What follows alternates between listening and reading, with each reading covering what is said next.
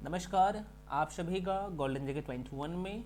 तो friends, finally आप लोगों के बीच में स्पेशली बिहार दरोगा 2025, जिसमें आप सभी को पता है कि इसमें 1806 पोस्ट है और इसके लिए कंप्लीट मॉक टेस्ट सीरीज लेके आ चुका हूँ आप लोगों के बीच। और आप सबको पता है कि भाई आपको अगर स्कोर करना है तो मॉक टेस्ट बहुत ज़रूरी है। और इसमें जो मॉक टेस्ट में मैं क्वेश्चन लिया हूँ, आपकी एग्ज़ाम की जो सिलेबस है उसी के आधार पे सारे क्वेश्चंस हैं और आपकी रियल एग्ज़ाम में जैसे प्रश्न आते हैं वैसा ही क्वेश्चन यहाँ पे लिया गया है। आप लोग अपना कमेंट सेक्शन में जो है मार्क्स ज़रूर शेयर करिएगा। आप अपना मार्क्स कितने आपने 100 क्वेश्चन में सही किए हैं, ठीक है। और इसका जो कट ऑफ है मैं आपको बता देता हूँ। इसका कट ऑफ मैं 65 रखा हूँ जनरल के लिए इस मॉक टेस्ट का, है ना। EWS कैटेगरी के लिए जो मैं यहाँ पे कट ऑफ रखा हूँ 63, OBC के लिए मैं जो कट ऑफ रखा हूँ 64, EBC के लिए यहाँ पे मैं जो कट ऑफ रखा हूँ यहाँ पे 62, SC के लिए मैं कट ऑफ रखा हूँ यहाँ पे 58 और ST के लिए कट ऑफ रखा हूँ 60, है ना। आप जिस भी कैटेगरी में आते हैं आपके अच्छे मार्क्स आते हैं, या फिर इसमें देख लीजिएगा आपके कितने मार्क्स आ रहा है। मैं पूरे डिटेल में एक्सप्लेनेशन के साथ आपको सब कुछ बताने वाला हूं, तो ध्यान से देखिएगा, आंसर नहीं देखिएगा, ठीक है। क्योंकि यहाँ पे आपको ईमानदारी से टेस्ट देना है। और ध्यान रहे, जो लोग मॉक टेस्ट सीरीज में जो आप लोगों के बीच में मैं लेके आया हूँ, ये अभ्यास सीरीज जो लेके आया हूँ, तो भाई उसी में ये मॉक टेस्ट भी शामिल है। चूँकि हम लोग तो टॉपिक वाइज सारे सेक्शन को तो कंप्लीट कर ही रहे हैं, साथ में ये जो मॉक टेस्ट मैं अभी आपको करवा रहा हूँ ये भी ऑलरेडी इसमें शामिल है। तो जो लोग इच्छुक है, एक बार पुनः आप लोगों के लिए स्पेशल ऑफर दिया हूँ। जो लोग इच्छुक है तो मॉक टेस्ट प्लस अभ्यास सीरीज में आप जुड़ सकते हैं और इसका फ़ी मात्र जो है 599 है। क्योंकि ये जो पहला मॉक टेस्ट जो मैं करवा रहा हूँ ये यूट्यूब पे भी जाएगा, तो जो लोग इच्छुक है तो आके जुड़ सकते हैं। मॉक टेस्ट जरूरी होता है। अभी मैं आपको दिखाऊंगा सारे क्वेश्चन भी करवाऊंगा, है ना। और इसमें वो सारे सेक्शन इंक्लूड है अभ्यास सीरीज में। आप देख सकते हैं स्लॉट वाइज में सारे सब्जेक्ट का यहाँ पे टॉपिक वाइज आपका क्वेश्चन डिस्कशन करवाया जाएगा। और साथ में जो मॉक टेस्ट मैं करवाऊंगा, स्टेट प्रैक्टिस जो भी करवा रहा हूँ, तो वो भी आपको 40 मॉक टेस्ट भी उसके साथ मिल रहा है ना, मात्र 599 में, ठीक है। और इसके रिगार्डिंग जो भी इन्फॉर्मेशन चाहिए आपको, हालांकि स्क्रीन पे नंबर दिख रहा होगा 9341766130, ये जो आपको नंबर दिख रहा होगा, इस नंबर पे कॉल करके इन्फॉर्मेशन ले सकते हैं। हालांकि कॉल करने का जरूरत पड़ेगा ही नहीं। आप अगर जुड़ना चाहते हैं तो इस नंबर पे 7319924130, इस नंबर पे गूगल पे, फ़ोन पे, पेटीएम किसी भी माध्यम से पेमेंट करके, है ना, और उसका स्क्रीनशॉट करके उस नंबर पे भी जिस पे आप पेमेंट करेंगे चाहे तो उस पर भी भेज सकते हैं, या फिर इस पे भी 93 पे भेजिएगा। उसके बाद मैं आपको बैच में जोड़ दूंगा और इसका कंप्लीट PDF आपको उसी बैच में मिलेगा, है ना। अभ्यास सीरीज में कंप्लीट मॉक टेस्ट भी और अभ्यास सीरीज में जो सारे सब्जेक्ट है आप यहाँ पे देख सकते हैं, history, Indian geography, biology, current affairs, है ना, स्लूट बाय एंशिएंट हिस्ट्री मतलब कि प्राचीन Bharat, Indian economy, physics, current affairs आप देख सकते हैं, medieval history, pol science, chemistry, world geography, है ना, स्पेशल बिहार सभी का, और स्टैटिक जीके सभी का क्लास भी आपको मिलेगा। और साथ में मॉक टेस्ट तो चल ही रहा है, पूरा शेड्यूल आपको मॉक टेस्ट का आपको बैच में भी मिल जाएगा। तो जो लोग इच्छुक है आगे जुड़ के पढ़ सकते हैं और मॉक टेस्ट भी दे सकते हैं। खैर, ये मॉक टेस्ट पूरा जो है हम लोग डिस्कशन करने वाले हैं। ये कंप्लीट मॉक टेस्ट आपको यहाँ पे दिख रहा होगा, जरूरी है यार, है ना। तो चलिए, पहला क्वेश्चन आपके सामने दोबारा मैं कह रहा हूँ, आप लोग क्या करिएगा, पहले मैं जो क्वेश्चन अभी मैं आपके सामने दूंगा तो मैं आपको हार्डली जो है 5 सेकेंड का टाइम दूंगा, उससे ज़्यादा का टाइम नहीं दूंगा। उसके बाद मैं आंसर भी बता दूंगा और कंप्लीट इसका एक्सप्लेनेशन तो मैं कर ही दूंगा, है ना। और मैं दोबारा करूँ, ये फुल लेंथ टेस्ट है, आपको यहाँ पे साफ साफ नज़र भी आ रहा होगा। और बहुत उम्दा तरीके से सारे क्वेश्चंस को डिज़ाइन किया गया है, बहुत मेहनत किया गया है आप लोगों के लिए। और आप लोग देखे होंगे मार्केट में बहुत सारे ऐसे मॉक टेस्ट होता है जो कि कॉपी पेस्ट करके आपको दे दिया जाता है, लेकिन यहाँ पे ऐसा नहीं है। और बहुत सारी चीज़ें आपको डायरेक्टली यहाँ पे पेपर में देखने को मिलेगा यहाँ से। खैर, पहला क्वेश्चन, और मैं थोड़ा सा क्वेश्चन को जूम कर लेता हूँ ताकि आप अच्छे से देख सकें। मैं दोबारा कर रहा हूँ, इसका कंप्लीट PDF आपको टेलीग्राम पे मिल जाएगा, तो टेलीग्राम जाके ज्वाइन कर लीजिए, सब कुछ फ्री है ना। चलिए, हाँ, लेकिन पूरा जो टेस्ट है वो पेड बैच में आपको मिलता है, लेकिन यूट्यूब पे भी मैं करवाऊंगा, उसके लिए निश्चिंत रहिए। पहला क्वेश्चन आपके सामने है। क्वेश्चन कर रहा है कि भौगोलिक क्षेत्र की दृष्टि से भारत निम्न में से, भारत के जो है निम्न, सॉरी माफी चाहता हूँ, यहाँ पे आपको साफ साफ दिख रहा होगा, भारत के निम्न जिलों में कौन सा जिला सबसे बड़ा है। और डायरेक्टली प्रश्न आपको हो सकता है देखने को मिले एग्जाम में। ऑप्शन है लेह, कच्छ, जैसलमेर और बाड़मेर। तो मैं दोबारा कर रहा हूँ, 5 सेकंड का टाइम दूंगा, उससे ज़्यादा टाइम दूंगा। आपके ऑप्शन के हिसाब से मैं बताऊँ तो भाई, तो बिल्कुल जो लोग यहाँ पे बी आंसर किए होंगे, कच्छ जो कि गुजरात राज्य में है, ठीक है, गुजरात में है भाई। और इसका लोकेशन आप सबको बिल्कुल पता है, यहाँ पे ये आपको मेप, अगर इंडिया का मेप आप देखेंगे तो ये आपका गुजरात राज्य दिख रहा होगा, है ना। और ये जो है यहाँ पे एक जिला है, इसका नाम है यहाँ पे जिला का कच्छ है ना। कच्छ जिला जो है भारत का, मैं फिर से कह रहा हूँ, भारत का जो है सबसे बड़ा जिला है कच्छ, जो कि गुजरात राज्य में है।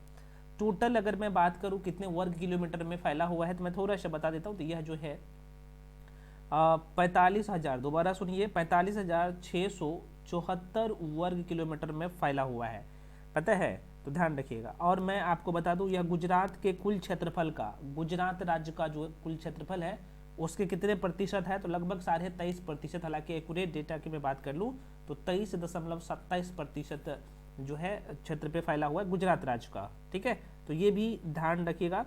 और इसे कच्छ का रण के नाम से, जो कच्छ जिला है अभी जो मैं आपको बताया हूँ, यहाँ पे कच्छ के रण के नाम से भी इसे जाना जाता है, बहुत इंपॉर्टेंट है, ध्यान में रखिएगा। और यहीं पे जो है मैं आपको एक चीज़ और बता दूं, कच्छ के रण में यह दुनिया का सबसे बड़ा खारा रेगिस्तान है, दुनिया का सबसे बड़ा खारा रेगिस्तान है ना। तो ये भी ध्यान रखिएगा। एक क्वेश्चन और यहाँ से बन सकता है भाई, दूसरा क्वेश्चन आपसे यहाँ पे ये बन सकता है कि भाई अच्छा आप ये बता दो कि केंद्र शासित प्रदेश में सबसे बड़ा जिला कौन सा है। तो लद्दाख बहुत इंपॉर्टेंट है, आपको पता होना चाहिए। दोबारा मैं कह रहा हूँ लद्दाख। और ये भी टोटल की मैं बात करूँ लद्दाख का, है ना, तो लद्दाख में लेह पड़ता है ना, लेह जिला है। केंद्र शासित प्रदेश में जो पूछा जाए तो वो लद्दाख में लेह है। और इसका जो वर्ग किलोमीटर है टोटल अगर मैं बात कर लूँ तो यह जो है 45,100, कितना, 45,100 किलोमीटर में फैला हुआ है। तो केंद्र शासित प्रदेश में सबसे बड़ा जो जिला है भारत में ओवरऑल की बात करूँ तो वो लेह में है, लेह है, लद्दाख में है, आपको पता होना चाहिए जिला है। और राज्य में पूछा जाए, है ना, तो आपको पता होना चाहिए गुजरात का कच्छ हो जाएगा। बहुत इंपॉर्टेंट क्वेश्चन है, ध्यान रखिएगा। कुछ बेसिक बातें, हालांकि जब मैं आपको मॉक टेस्ट वो दिया हूँ यहाँ पे, तो एक्सप्लेनेशन आपको यहाँ पे दिख रहा होगा, है ना, मेंशन भी कर दिया हूँ, है ना। तो ये कच्छ हो जाएगा, लेह हो जाएगा, जैसलमेर हो जाएगा, बीकानेर और बाड़मेर आपने देखा होगा ऑप्शन के हिसाब से ये है। चलिए अगले क्वेश्चन पे मैं दोबारा कराऊँ, आप लोग जो है आंसर मत देखिएगा, खुद से पहले क्वेश्चन का आंसर देने का कोशिश करिएगा। मैं क्वेश्चन धीरे धीरे उसका स्पीड बढ़ाऊंगा, है ना। अगला क्वेश्चन है पाक जल डमरू मध्य, नाम ही है पाक जल डमरू मध्य, जो है करे कि भाई किसके बीच में है, करे के मध्य स्थित है, क्या है, इसके बीच में स्थित है। तो आपसे पूछा जा रहा है कि भारत और श्रीलंका के बीच में है, ये होगा दूसरा ऑप्शन जो है। मैं ज़्यादा से ज़्यादा 5 सेकंड का टाइम दूंगा, उससे ज़्यादा टाइम नहीं दूंगा, ठीक है। भारत और पाकिस्तान के बीच में है, भारत जो है मालदीव के बीच में है, और भारत और इंडोनेशिया के बीच में है। बताइएगा सभी लोग जल्दी। बिल्कुल बिल्कुल आप लोग जो है सही जवाब दे रहे हैं, है ना। कुछ लोग गलत कर दे रहे हैं भाई, नहीं, भारत और क्या हो जाएगा, A is the right answer, है ना, A is the right answer, Bharat और श्रीलंका के बीच में है, ठीक है। तो आंसर क्या होगा, A is the right answer. कैसे भाई, जरा सा मैं आपको दिखाता हूँ इंडिया के मैप पे जाके। आपको यहाँ पे ये जो देश दिख रहा होगा, यहाँ पे ये श्रीलंका है, और आपको ये दिख रहा होगा अपना प्यारा सा भारत ऊपर में, है ना, यहाँ पे सबको पता है। और यहीं पे जो है पाक जल डमरू मध्य है। एक्चुअली यहाँ पे आप देखेंगे ये वाला जो एरिया, और इसी का नाम है पाक जल संधि। पाक जल संधि जो कि किसको अलग करता है, तो भारत और श्रीलंका को अलग करता है। भारत यहाँ पे है और ये श्रीलंका है, तो दोनों के बीच में है। गलती मत करिएगा क्वेश्चन को, ठीक है। खैर आगे बढ़ जाते हैं, अगला क्वेश्चन, नेक्स्ट क्वेश्चन आपके सामने। क्वेश्चन करें कि भारत के, हालांकि इसका मैं कंप्लीट एक्सप्लेनेशन भी यहाँ पे दे दिया हूँ, आप देख सकते हैं पूरे तरीके से। आप चाहे तो यहाँ पे देख भी सकते हैं, आप लिख भी आप चाहे तो इसका शॉर्ट नोट्स भी बना सकते हैं, कोई दिक्कत नहीं है। हाँ, लेकिन जो लोग मेरे साथ ऑलरेडी फाउंडेशन क्लास में हो भाई, तो ऑलरेडी मैं आपको नोट्स दिया हूँ, है ना, तो आपको नोट्स बनाने की जरूरत नहीं है। मॉक टेस्ट में करवा रहा हूँ, करते जाओ, बस इतना करिए ना जितना करवा रहा हूँ, डेफिनेटली सिलेक्शन होगा। खैर अगला क्वेश्चन आपके सामने है, क्वेश्चन कह रहा है, अच्छा एक और यहाँ से क्वेश्चन बन सकता है आपको, ये जो दूसरा नंबर का जो क्वेश्चन आपने देखा था, तो यहाँ पे ये दूसरे नंबर का यहाँ पे मैं एक्सप्लेनेशन बता रहा हूँ, थोड़ा सा देख लीजिएगा। कह रहा है कि पाक जलमग्न मध्य भारत श्रीलंका के मध्य स्थित है। भारत के जो है तमिलनाडु राज्य एक साइड आपको दिखा होगा, है ना, राज्य, और श्रीलंका के उत्तरी प्रांत जिसका नाम है यहाँ पे बहुत इंपॉर्टेंट है, कौन सा जिला है, तो जाफना जिले के बीच स्थित एक जल संधि है, और इसी का नाम है भाई पाक जलमग्न मध्य कह सकते हैं, फिर पाक जल संधि कह सकते हैं, बहुत इंपॉर्टेंट है। और मैं आपको बता दूं पूर्वोत्तर में जो है आप देखेंगे पाक जल संधि है ना, तो इससे जो है पूर्वोत्तर में पाक खाड़ी को, दोबारा कह रहा हूँ, दक्षिण पश्चिम में ये मन्नार खाड़ी से भी जुड़ा हुआ है, बेसिक बातें हैं। आगे बढ़ जाते हैं, अगला क्वेश्चन कह रहा है कि भारत के, मैं दोबारा कर रहा हूँ, यहाँ पे अभी 1 से लेके 15 तक जो है ज्योग्राफी का क्वेश्चन होगा, उसके बाद हिस्ट्री का है, उसके बाद यहाँ पे साइंस का है, उसके बाद मैथ्स का होगा, 1-2 क्वेश्चन रीजनिंग का है, हिंदी है, सारे सब्जेक्ट इसमें इंक्लूड है, ठीक है। तो अगला क्वेश्चन है कि भारत के कितने राज्य गंगा किनारे, फिर गंगा नदी के द्रोणी प्रदेश के भाग है, इस लाइन को समझिएगा। 5, 7, 9, 11, 5 सेकंड का टाइम दूंगा, आंसर बताइए। चूंकि यहाँ पे राज्य पूछा है, गलती मत करिएगा, तो बिल्कुल आंसर क्या हो जाएगा, D is the right answer. जो लोग डी दिए हैं 11 बिल्कुल सही है। आइए थोड़ा सा एक बार हम लोग सरसरी निगाहों से देख लेते हैं वो कौन सा राज्य है भाई। तो यहाँ पे आप देखेंगे तो भारत के 11 राज्य एवं केंद्र शासित प्रदेश गंगा नदी के द्रोणी प्रदेश के भाग है, बिल्कुल है। यहाँ पे आप देखेंगे तो यूपी हो गया, उत्तराखंड हो गया, मध्य प्रदेश हो गया, छत्तीसगढ़ हो गया, है ना, हिमाचल प्रदेश हो गया, हरियाणा हो गया, बिहार तो है ही, झारखंड हो गया, राजस्थान हो गया, पश्चिम बंगाल हो गया, है ना, और दिल्ली हो गया, दिल्ली हो गया। लेकिन पता है ये कई बार क्वेश्चन कंफ्यूज कर सकता है आप लोगों के मन में कि सर यहाँ पे चूंकि एक आपने जो दिल्ली बताया है तो वो तो राज्य है नहीं, वो तो यूटी है, यूनियन टेरेटरी है। हाँ भाई यूटी है, लेकिन जो 1 डे एग्जाम बिहार में होता है ना, और इसका आंसर भी मैं बताऊंगा, पूछा गया क्वेश्चन बिहार में ही है, और ये यूटी दिल्ली पहले से भी है, लेकिन ऑप्शन ये देता है ध्यान दे, इसलिए मैं दिया हूँ। लेकिन कई बार अगर आपको देगा कि यहाँ पे केंद्र शासित प्रदेश नहीं सिर्फ राज्य कर देगा, तब आप 10 टिक कर सकते हैं, ठीक है, वहाँ पे लिख के देगा तब। लेकिन सिर्फ राज्य दे के अगर पूछा जाए, अगर 11 ऑप्शन में रहेगा तो भाई 11 मारना है, ठीक है, क्योंकि सिलेक्शन लेना है आपको, है ना। और चूंकि आपके हिसाब से आयोग नहीं चलेगा, आयोग अपने हिसाब से चलेगा, चूंकि ऑलरेडी ये क्वेश्चन का आंसर वो उन्होंने 11 दिया है पहले भी। खैर आगे बढ़ जाते हैं, अगला क्वेश्चन आपके सामने है, निम्नलिखित, दोबारा सुनिए, निम्नलिखित नदी द्रोणियों में से जो है किसका क्षेत्रफल सबसे कम है। कौन से नदी द्रोणी का, नदी द्रोणी क्या होता है, थ्योरी क्लास में जब मैं आपको रिवर सिस्टम पढ़ाया हूँ, है ना, बहुत अच्छे से बताया हूँ। अच्छा यहाँ पे मैं एक शब्द समझा देता हूँ, कुछ लोगों का क्वेश्चन होगा कि सर नदी द्रोणी क्या होता है, एक बार मुझे बता दीजिए, है ना। तो बिल्कुल मैं बता देता हूँ, डाउट नहीं होना चाहिए, खासतौर पे मेरे साथ पढ़ रहे हैं, चाहे थ्योरी क्लास में हो चाहे मॉक टेस्ट दे रहे हो, है ना। तो नदी द्रोणी क्या होता है, तो अगर गंगा नदी की मैं बात कर लूँ, गंगा नदी तंत्र हम लोग पढ़ते हैं, सिंधु नदी तंत्र पढ़ते हैं, ब्रह्मपुत्र नदी तंत्र पढ़ते हैं, दक्षिण भारत की नदियाँ को पढ़ते हैं, ठीक है। तो ये सपोज दैट ये गंगा नदी है और आपको इस तरीके से दिखेगा, और यहीं पे मैं थोड़ा सा यहाँ पे बता देता हूँ, ये बंगाल की खाड़ी है और यहाँ पे जाके गिरती है। तो भाई देखो गंगा नदी मेन नदी है, उसके कई सारे सहायक नदी है ना, जो कि गंगा में आके मिलती है। तो ये जो एरिया है ना भाई, ये जो क्षेत्र है वो नदी द्रोणी कहलाता है ना, समझ में आ गया। या फिर सीधे तौर पे यह कह सकते कि वह भूभाग होता है जहाँ से पानी मुख्य नदी और उसकी सहायक नदियों में बहता है, ठीक है, ये नदी द्रोणी क्षेत्र कहलाता है। बेसिक बातें हैं। खैर मैं दोबारा कर रहा हूँ, थ्योरी वाला क्लास में हम लोग डिटेल में पढ़ चुके हैं इसके बारे में। अब क्वेश्चन जो आपसे पूछा गया है दोबारा एक बार रिपीट कर दे रहा हूँ कि भाई निम्नलिखित नदी द्रोणी में जो है किसका सबसे क्षेत्र जो है सबसे कम है। तो सीधे तौर पर आप ऐसा सोच सकते हैं कि भाई कौन से रिवर सिस्टम का जो तंत्र है वो सबसे छोटा है।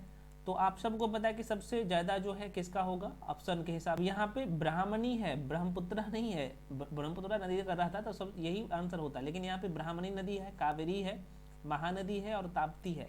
तो सबसे कम किसका है, तो बिल्कुल इसका जो आंसर हो जाएगा भाई साहब ए हो जाएगा, है ना। कितने वर्ग किलोमीटर में फैला हुआ है ये, इस तरीके से आप थोड़ा सा ध्यान रखिएगा। तो यहाँ पे हालांकि मैं लिख भी दिया हूँ, ब्राह्मणी नदी की मैं बात कर लूँ तो आप देख सकते हैं यह जो है कितने वर्ग किलोमीटर में, तो ये 39,033 वर्ग किलोमीटर में फैला हुआ है। ताप्ती जो है 65,165 वर्ग किलोमीटर में, कावेरी उससे ज़्यादा है 81,000 है, ये हज़ार में सब है 155, और महानदी सबसे ज़्यादा आपको दिख रहा होगा 1,41,589 वर्ग किलोमीटर में जो है फैला हुआ है, 1,41,589 सबसे ज़्यादा है। तो ये बेसिक बातें हैं, ध्यान रखिएगा। अगला प्रश्न यहाँ पे, ये बहुत इंपॉर्टेंट क्वेश्चन है, जरूर आप लोग सभी लोग जवाब दीजिए। पेंगोल झील जो है कह रहा है कि किस राज्य में है, ये पूछ रहा है। पेंगोल झील में है मतलब किस राज्य में है, आपको आंसर बताना है, बताइएगा। चलो इसके लिए मैं 10 सेकेंड का टाइम देता हूँ।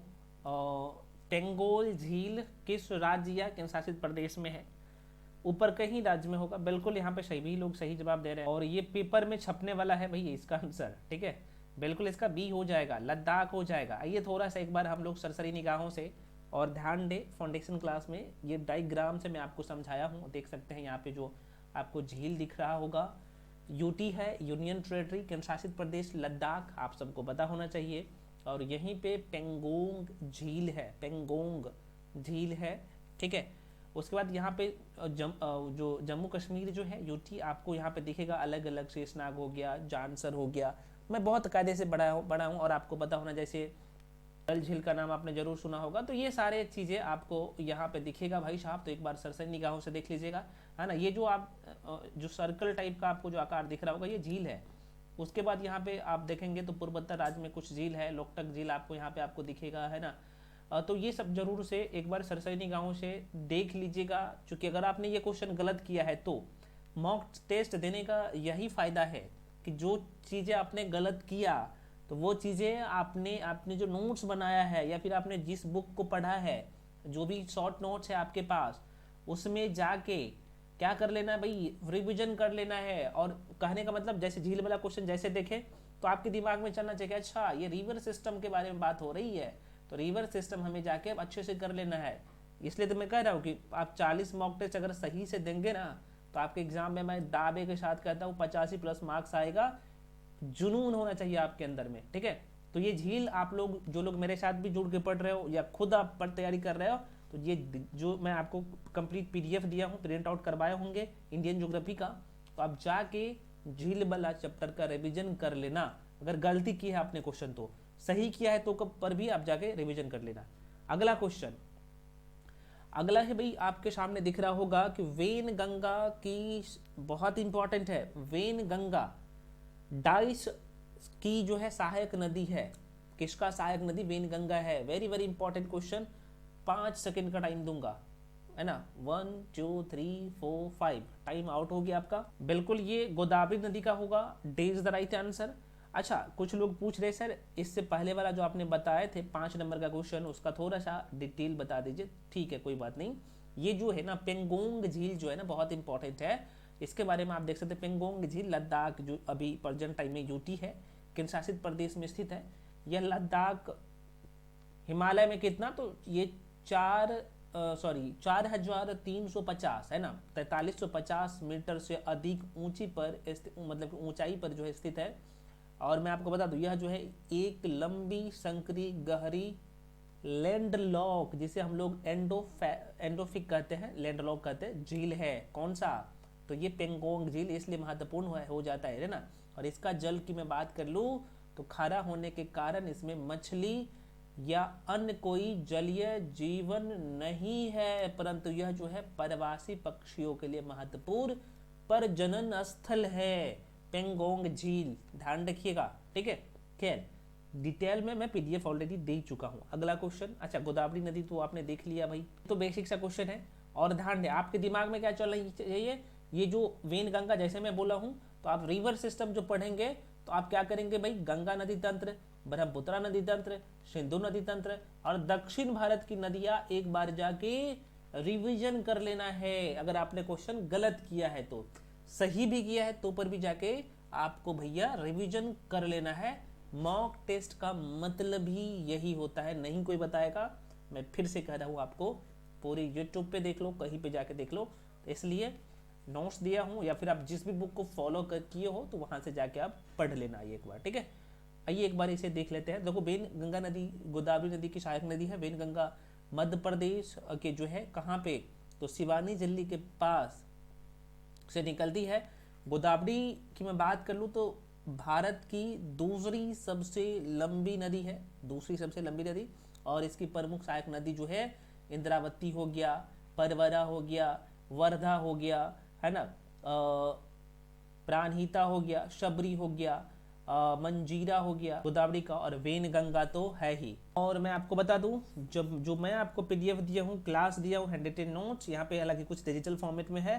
तो बंगाल की खाड़ी में गिरने वाली नदियाँ और अरब सागर में गिरने वाली नदियाँ, है ना, तो बंगाल की खाड़ी में गिरने वाली जितने भी नदियाँ है, जैसे ब्राह्मणी है, आपने देखा महानदी है, गोदावरी है, और गोदावरी की जो सहायक नदी है, लिखा हूँ अलग से, देख सकते हैं, है ना, पेन गंगा है, वर्धा है, वेन गंगा है, इंद्रावती है, मंजीरा है, ये सब का नाम जो अभी बताया हूँ आपको यहाँ पे दिख रहा होगा।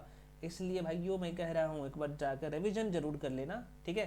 खैर, बढ़ते हैं अगले प्रश्न पे। नेक्स्ट क्वेश्चन आपके सामने कह रहा है कि डाइस तमिलनाडु की प्रमुख वर्षा ऋतु है। अब जैसे मैं वर्षा ऋतु बोलूंगा तो आपके दिमाग में चलना चाहिए, इसका मतलब ये जो बात हो रही है भारत की जलवायु वाला चैप्टर है, वहां से क्वेश्चन आया है। ये चीजें निखार आना पड़ेगा और लाना पड़ेगा, आपके मॉक टेस्ट से आएगा, ठीक है।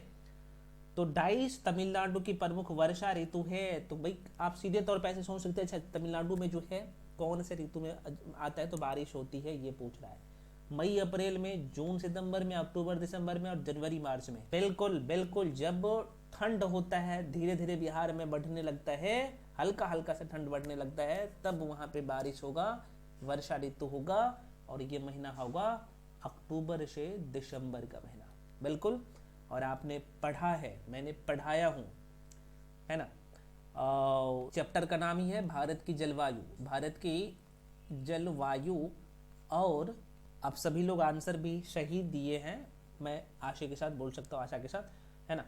तो देखो भाई, तमिलनाडु में जो है मानसूनी वर्षा उत्तर पूर्वी, कौन से मानसून से होता है, तो उत्तर पूर्वी मानसून के कारण से होता है, ये एक लाइन ध्यान रखना। और यह जो है मुख्य रूप से अक्टूबर से दिसंबर अथवा जनवरी के मध्य तक जारी रहती है, ये भी लाइन ध्यान रखना। ये जो आप देख सकते हैं, आपके दिमाग में क्या चलना चाहिए, अच्छा ये क्वेश्चन आपसे नहीं बना, गलती की है, आपने सही भी कर लिए, तो भारत की जो जलवायु चैप्टर है जाके सरसरी निगाहों से पढ़ लेना, ठीक है। मैंने बहुत कायदे से डायग्रामिकली पिक्चरल फॉर्म में सब कुछ समझाया हूँ, ठीक है भाई साहब, है ना। और यहाँ पे ग्रीष्म ऋतु, वर्षा ऋतु, शरद ऋतु, और टाइम पीरियड क्या होता है, सब जोन में भी, जैसे जलवायु का वर्गीकरण, है ना, अक्षांशीय दृष्टि से बहुत अच्छे से मैं आप देख सकते हैं पढ़ाया हूँ, है ना। तो जाके एक बार सरसरी निगाहों से देख लेना, यहाँ पे मैं नहीं बताऊँगा, तो बड़ी लंबा वीडियो हो गया। वैसे भी मॉक टेस्ट कुछ लोग करवाते हैं 35 से 40 मिनट में पूरा करवा देते हैं यार, और लगभग 20 मिनट का हो गया और 23 क्वेश्चन पे ही फंसे हो गया, कोई बात नहीं, आगे बढ़ जाता है। अगला क्वेश्चन है, भारतीय मानसून मौसमी, इस शब्द को समझिए, मौसमी विस्थापन का कारण है। अच्छा क्वेश्चन, मात्र जो है 10 सेकेंड का टाइम दूंगा, 1 2 3 4 5, जल्दी जवाब दीजिए। बिल्कुल, ए हो जाएगा, स्थल तथा समुद्रों का विभेदी तापमान से, और ये भी जलवायु चैप्टर है, वहां का क्वेश्चन है, ठीक है। आइए एक बार सरसरी निगाहों से देख लेते हैं। भाई देखो, यहाँ पे कह रहा है भारत में मानसून मौसमी विस्थापन का प्रमुख कारक जो है स्थल तथा समुद्रों का विभेदी तापमान है। स्थल के अत्यधिक गर्म हो जाने तथा समुद्र के अपेक्षाकृत ठंडा रहने के कारण ही मानसूनी हवाएं समुद्र से, कहाँ से, तो समुद्र से स्थल की ओर चलती है और वर्षा कराती है, बेसिक बातें, ठीक है। खैर, आगे बढ़ जाते हैं अगले क्वेश्चन पे। अगला प्रश्न है, लेटराइट मृदा अधिकतर पाई जाती है, कहाँ पाया जाता है लेटराइट मृदा। 5 सेकंड का टाइम दूंगा, उससे ज्यादा का टाइम नहीं दूंगा भाई। बिल्कुल बिल्कुल, यहाँ पे सभी लोग जवाब दे रहे हैं भाई, सही जवाब दे रहे हैं, Karnataka is the right answer हो जाएगा। तो भाई देखो यहाँ पे होता क्या, लेटराइट सामान्यतः कर्नाटक हो गया, केरल हो गया, तमिलनाडु हो गया, मध्य प्रदेश हो गया, उड़ीसा, कुछ असम वाला क्षेत्र में भी पाया जाता है, क्योंकि जहाँ पे उच्च तापमान होगा, वर्षा अभी भारी होगी, उस एरिया में ये मिट्टी पाया जाएगा। ठीक है, और मैं आपको बता दूं, ये जो काली मृदा है ना, उष्ण कटिबंधीय है। मैं क्या कर रहा हूँ उस लाइन को समझिएगा। उष्ण कटिबंधीय वर्षा के कारण हुए निक्षालन परिणाम के कारण ये मृदा की मैं बात कर लूँ, उसमें नाइट्रोजन, फॉस्फेट, कैल्शियम की कमी होती है, और लोह ऑक्साइड और पोटास की अधिकता होता है काली जो लेटराइट मिट्टी है। तो यहाँ पे लेटराइट मृदा को हम लोग काला मिट्टी के, काली मृदा के नाम से भी जाना जाता है भाई, ये भी ध्यान रखना, ये भी पूछे जाते हैं। सॉरी, लेटराइट मृदा को नहीं, काली रेगुर मिट्टी होता है ना, रेगुर को जो है काली मिट्टी के नाम से जाना जाता है। सॉरी, माफी चाहता हूँ यार ना। और काली मिट्टी में कपास का खेती ज़्यादा होता है, कपास, और ये कर्नाटक महाराष्ट्र में सबसे ज़्यादा है, महाराष्ट्र में ज़्यादा है। ठीक है, तो ये कर्नाटक का मैं बात कर रहा हूँ, वहाँ पे हो जाता है, कई बार माइंड पे आ जाता है। तो ठीक है, तो ये आपने ध्यान में जो एक्सप्लेनेशन है वो सब कुछ एकदम फिट एंड फाइन है, आप जो देख सकते हैं। ठीक है, ये जो है सबसे ज़्यादा कर्नाटक में है, केरल में है, तमिलनाडु राज्य में है। ठीक है, लेटराइट मृदा। चलिए अगले क्वेश्चन पे आ जाते हैं भाई। प्रश्न है, आपने पन्ना का नाम जरूर सुना होगा, है ना। पन्ना की खान मशहूर किस लिए है भाई? क्वेश्चन में पूछ रहा है, 5 सेकंड का टाइम दूंगा, सबको पता है। पन्ना डाइस के खनन के लिए मशहूर है। दोबारा कह रहा हूँ, ज्योग्राफी का जो नोट्स दिया हूँ सब कुछ इसमें है। पीडीएफ अगर नहीं डाउनलोड कर पाया है तो बैच में जाना, डाउनलोड कर लेना, प्रिंट आउट करवा लेना और पढ़ लेना अच्छे से। ठीक है, तो पन्ना किसके लिए प्रसिद्ध है? और ये एमपी में है, हिंट दे रहा हूँ मैं, 5 सेकंड का टाइम दूंगा। तो बिल्कुल ये हीरा की खान है, एमपी में है पन्ना। आइए एक बार देख लेते हैं। देखो भाई, कह रहे हैं पन्ना मध्य प्रदेश राज्य का एक जिला है, पन्ना जिला, और यहीं पे अगर मैं बात कर लूँ तो हीरे का खनन किया जाता है। और भारत में हीरे का सर्वाधिक उत्पादन राज्य भी आप सबको पता होना चाहिए, मध्य प्रदेश ही है प्रेजेंट टाइम में 2025 में जो मैं बता रहा हूँ, और इस साल का डेटा भी यही है, ध्यान रखिएगा। आगे बढ़ जाते भाई अगले क्वेश्चन पे आपके सामने। क्वेश्चन कह रहा है कि भारत का सबसे बड़ा नमक उत्पादक राज्य जो है कौन सा है? बेसिक सा क्वेश्चन, सभी लोग जवाब देंगे मुझे पता है, और यहाँ पे मैं 3 सेकंड का टाइम दूंगा। बिल्कुल सभी लोग सही जवाब दिए होंगे। गुजरात एक राज्य, ऐसा इकलौता राज्य है, हालांकि महाराष्ट्र में भी है, लेकिन गुजरात हो जाएगा। ठीक है, सबसे बड़ा उत्पादक राज्य के बारे में बात हो रही थी, तो ध्यान रखिएगा। यहाँ पे आप देख सकते हैं, भारत का जो है सबसे बड़ा नमक उत्पादक राज्य गुजरात है। गुजरात देश के अकेले देख सकते हैं कि लगभग 81% जो है नमक उत्पादक करता है। उसके अंदर राजस्थान है, तमिलनाडु भी है, महाराष्ट्र भी थोड़ा बहुत करता है, ध्यान रखिएगा। ठीक है, तो ये कुछ डेटा है, माइंड में रखिएगा। अगला प्रश्न है आपके सामने। क्वेश्चन कह रहा है, क्वेश्चन नंबर 12, मात्र जो है 5 सेकंड का टाइम दूंगा।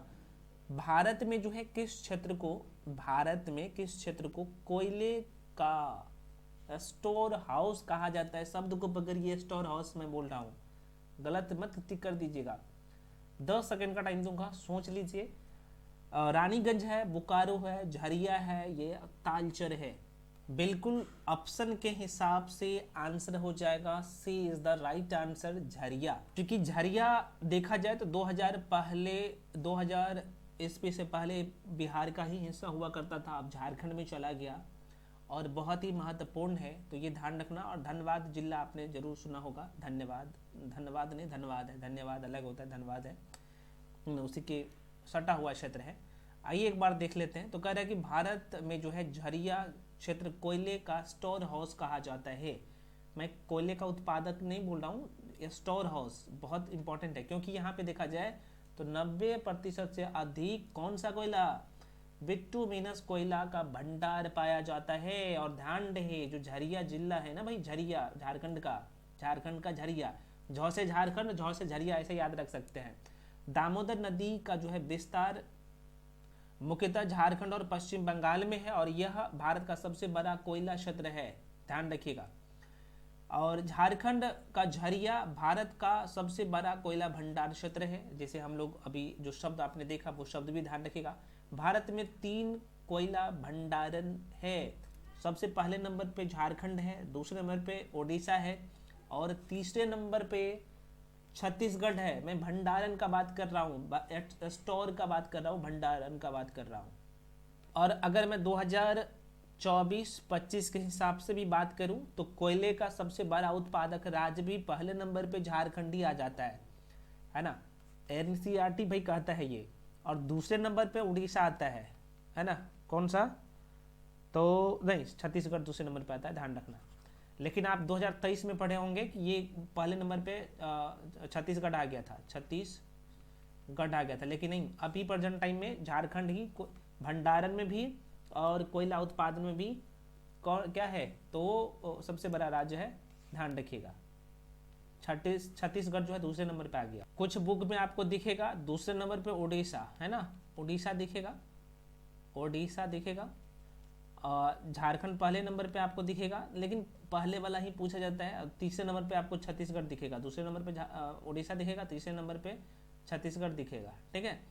तो ये डेटा थोड़ा सा माइंड में रखिएगा, प्रश्न यहाँ से पूछे जा सकते हैं, है ना। लेकिन पहले नंबर पे झारखंड अभी हो गया है, ये भी ध्यान रखना। चलो भाई आगे बढ़ जाते हैं। अगला क्वेश्चन आपके सामने क्वेश्चन कर रहा है, इसका तो सी इज द राइट आंसर हो गया, है ना।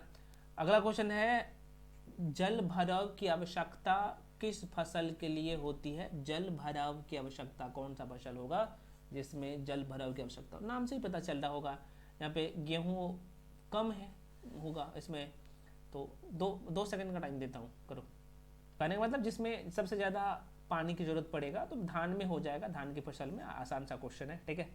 आप लोग देख लीजिएगा, यहाँ पे जल भराव आवश्यकता धान की फसल के लिए उपयुक्त होता है। धान की फसल के लिए कम से कम जो है आप देखेंगे तो 120 सेंटीमीटर से के आसपास में वर्षा की आवश्यकता होती है ना। बेसिक बात है, आप एक बार देख लेना। अच्छा एक चीज़ है और यहाँ पे मैं बता देता हूँ, देखिए धान का कुछ फसल है, जैसे बासमती तो सबको पता है 370 ये होता है, पूसा, सुगंध, ये 3, ये लोगों को ध्यान नहीं रहता है, ये धान का किस्म है। मकराम, मकरामा, ये हो गया, ये भी धान का किस्म है ना। और हाइब्रिड कितना, तो 620, ध्यान रख लीजिएगा, ये धान की प्रमुख किस्में है। ये 2-3 तो सबको ध्यान रखता है, पूसा भी ध्यान रखता है, लेकिन ये मकराम, हाइब्रिड 620, ये 3 को और माइंड में रख लीजिएगा, बहुत इंपॉर्टेंट है। अगला क्वेश्चन है, बुल्लू मून का तात्पर्य है। बुल्लू मून का तात्पर्य है, ये जैसे ही मैं बुल्लू मून बोल रहा हूँ तो आप कहेंगे सर फिजिकल ज्योग्राफी का क्वेश्चन आ गया। हाँ बिल्कुल, तो बिल्कुल यहाँ पे सभी आंसर जो सभी लोग सही दिए हैं, जिसे हम लोग पूनम का चांद या पूनम की रात भी बोलते हैं, या पूर्णिमा, उसे हम लोग क्या कहते हैं, बुल्लू मून कहते हैं। ध्यान देखिएगा, B is the right answer. आइए थोड़ा सा देख लेते हैं। तो भाई साहब, जब एक कैलेंडर माह में 2 पूर्णिमा हो तो दूसरी पूर्णिमा के चांद को हम लोग क्या कहते हैं, बुल्लू मून या पूनम की चांद कहा जाता है। इसकी नीले रंग से कोई संबंध नहीं होता है, नीला रंग उसमें दिखता ही नहीं है, तो लोगों के मन में लगता है सर ये बुल्लू मून है तो उस दिन बुल्लू दिखाई देता है। नहीं नहीं, ऐसा बिल्कुल नहीं है। यह जो है एक संयोग औसतन हर 2.5 वर्ष में होता है ना। तो ये थोड़ा सा ध्यान रखिएगा, बेसिक से बातें, कुछ इसमें नहीं एक्स्ट्रा है। अगला प्रश्न है, ग्लोब पर विषुवत की स्थिति कब पाई जाती है? क्या कह रहा है, ग्लोब पर विषुवत नहीं है, विषुव है, विषुव। और पता है ये शब्द आपको तभी समझ में आएगा जब आपने अक्षांश और देशांतर अच्छे से क्लियर किया है, और ये 6ठी क्लास के एनसीईआरटी का ही क्वेश्चन है, ठीक है। यहाँ पे मैं 10 सेकंड का टाइम दूंगा, देख लीजिएगा। तो इसका आंसर बिल्कुल B is the right answer हो जाएगा। 21 मार्च एवं कितना, तो 23 दिसंबर के बीच जो समय होता है वो विषुव कहलाता है। आइए एक बार देख लीजिएगा, आंसर बी हो जाएगा, B is the right answer. कह रहा है कि ग्लोब पर विषुव की स्थिति 21 मार्च से 23 दिसंबर, आपने देखा होगा आपके ऑप्शन में 23, दिसंबर नहीं है, ये सितंबर है, माफी चाहता हूँ, 23 सितंबर है, यहाँ पे भी कोई बात नहीं, देखी जाती है। अगर मैं बात कर लूँ 21 मार्च से 23 सितंबर को जो है सूर्य की किरणें यहाँ पे तो विषुवत वृत्त पर सीधी पड़ती है। ये कैसे सर? तो आपने अक्षांश और देशांतर पढ़ा है, तो मैंने बताया हूँ कि ये विषुवत रेखा है जिसे 0 डिग्री अक्षांश भी पढ़ते हैं, और सूर्य का स्थिति यहाँ पे होता है ना, यहाँ पे, और सूर्य का प्रकाश डायरेक्टली जो है यहाँ पे पड़ता है, विषुवत रेखा पे पड़ता है ना। और ये समय होता है 21 मार्च से 23 सितंबर के बीच में, ज्योग्राफी रटने का चीज़ नहीं है, समझने का चीज़ है भाई, समझिए, है ना। रटिएगा तो फिर दिक्कत हो जाएगा, लंबा टाइम लग जाएगा सिलेक्शन लेने में। खैर आगे बढ़ते हैं। आपने देख लिया, ये देख लेते एक बार। तो कह रहा है कि यह तिथियां जिसमें जो है दो गोलार्धों में दिन और रात की अवधि समान होती है। जाहिर सी बात है, जब जो विषुवत विरीत है, जिसे विषुवत रेखा कहते हैं, सूर्य का प्रकाश सीधे पड़ेगा तो वहाँ पे उस समय जो है क्या होगा, सूर्य का प्रकाश पड़ेगा डायरेक्टली वहाँ पे, उस समय दिन और रात की अवधि लगभग सेम होता है। तो टाइम पीरियड भी आपने देख लिया है ना, वो 21 मार्च से लेके और लगभग जो है ये 23 सितंबर तक होता है। ठीक है, विषुव के नाम से इसे जाना जाता है, बेसिक बात है। और 21 मार्च वाले विषुव को जो है बसंत विषुव और 23 सितंबर वाले विषुव को शिशिर विषुव भी कहा जाता है। Very very important question, mind में रखिएगा भाई साहब। चलो अगले क्वेश्चन में बढ़ जाता है। अगला क्वेश्चन है कि वर्तमान में निम्न में कौन सा मौलिक अधिकार नहीं है। अब जैसे मैं मौलिक अधिकार बोला हूँ तो आपके दिमाग में चलना चाहिए कि भाई अब हम लोग पोल साइंस में घुस गए हैं, पोल साइंस का क्वेश्चन है। और ये जो चैप्टर की बात करें तो भारतीय संविधान के भाग 3 में हम लोग मौलिक अधिकार को पढ़ते हैं, तो ये भी हमारे दिमाग में छपना चाहिए क्वेश्चन को देखते हुए। ठीक है, तो करेक्ट, वर्तमान में निम्न में से कौन सा मौलिक अधिकार एक मौलिक अधिकार नहीं है। तो जाहिर सी बात है समानता का अधिकार ये मौलिक अधिकार है। 5 सेकंड का टाइम दूंगा तो देख लो भाई, आपको साफ साफ दिख रहा होगा संपत्ति का अधिकार ये अभी प्रेजेंट टाइम में मौलिक अधिकार नहीं है, क्योंकि इसे मौलिक अधिकार से हटा करके कौन से संविधान संशोधन के तहत हटाया गया है। तो आपको एक सर 44 नंबर का संविधान संशोधन हुआ था ना, कब, तो 1978 ईस्वी में।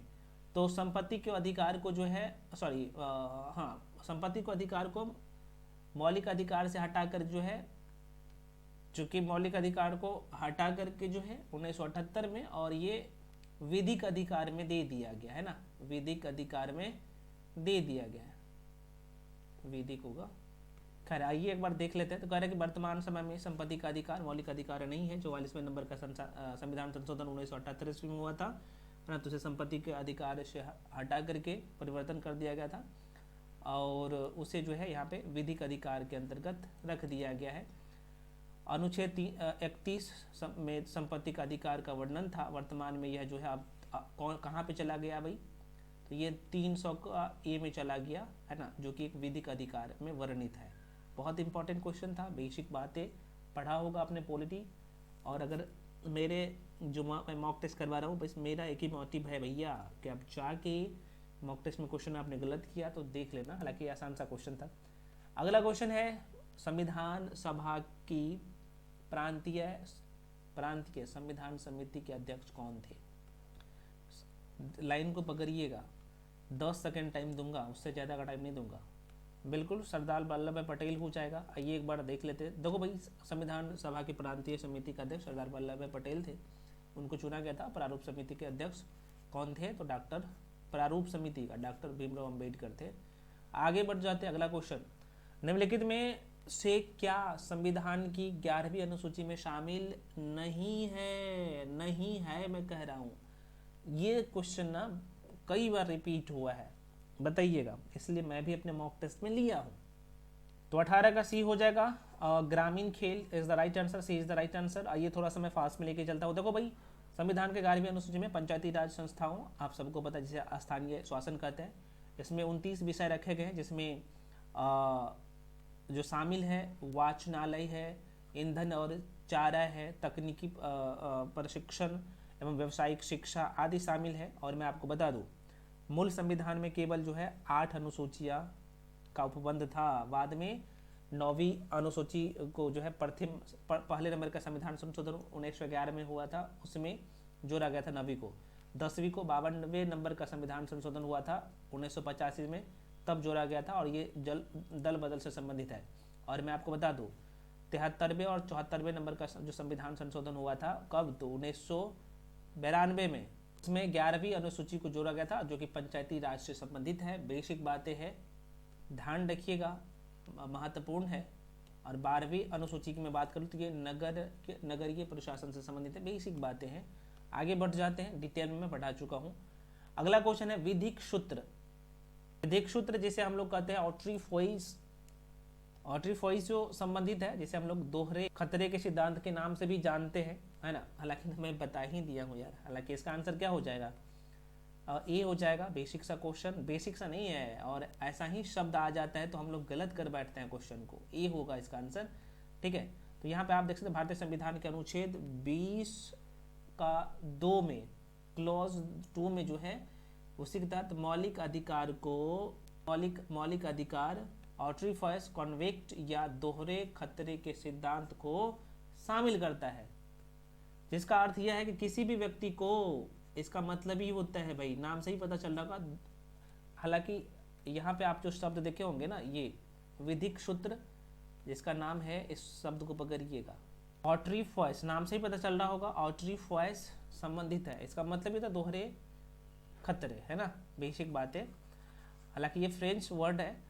तो कह रहे हैं ये दोहरे खतरे का सिद्धांत को शामिल करता है, जिसका अर्थ होता है किसी व्यक्ति को एक अपराध के लिए एक बार से अधिक अभियोजित और दंडित नहीं किया जाना चाहिए। और माइंड में रट लीजिएगा, ये पॉइंट महत्वपूर्ण है और कहीं नहीं मिलेगा, सिर्फ गोल्डन JK 21 पे मिल रहा है।